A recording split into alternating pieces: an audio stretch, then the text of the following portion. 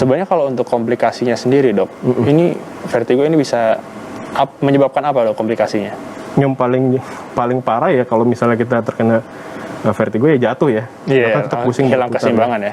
Nah, justru yang saya juga mau tekankan juga adalah vertigo ini juga bisa merupakan suatu komplikasi dari penyakit-penyakit penyerta yang sudah dimiliki pasien sebelumnya. Oke. Nah, penyakit-penyakit penyertanya itu apa aja dok? Tadi kan ada stroke, hipertensi juga ya.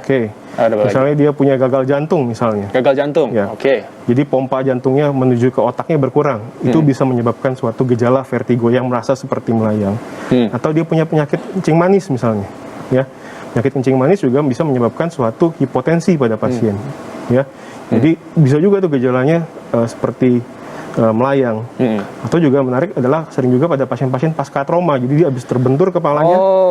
Habis itu dia punya keluhan. Ya, trauma kepala dia. Trauma kepala ya. Setelah itu dia ada keluhan vertigo. Oke, berarti sekali lagi saya ulang berarti ya dok ya. Berarti untuk mengobati vertigo kita harus mengobati penyebabnya. Nah, kalau untuk yang trauma ini kan tentu cukup lama ya, karena kan memang untuk seseorang untuk bisa mengatasi sebuah trauma ini kan berbeda-beda ya. Itu ada terapi khusus dari dokter sendiri mungkin untuk yang dari penyebabnya itu dari trauma.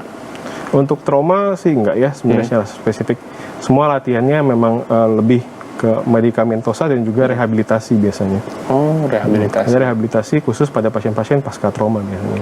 Oke, baik. Nah, tentu kan ini bisa menjadi sebuah orang bilangnya suges, padahal dia ternyata biasa aja. Taunya ternyata dia mengidap vertigo. Itu sebenarnya awal dia bisa mengetahui, kayaknya ini vertigo nih.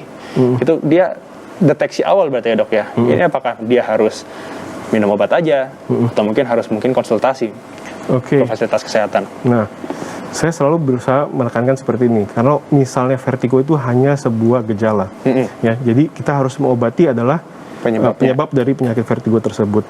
Jadi kalau memang pasien ini baru pertama kali mengalami keluhan vertigo dan dirasa cukup berat, saya sarankan pasien ini untuk konsultasi ke dokter. Langsung berarti ya? Yap, karena kalau misalnya dia tunda, takutnya salah pengobatan nanti akan berakibat mistreatment, jadi salah pengobatan di belakangnya nanti.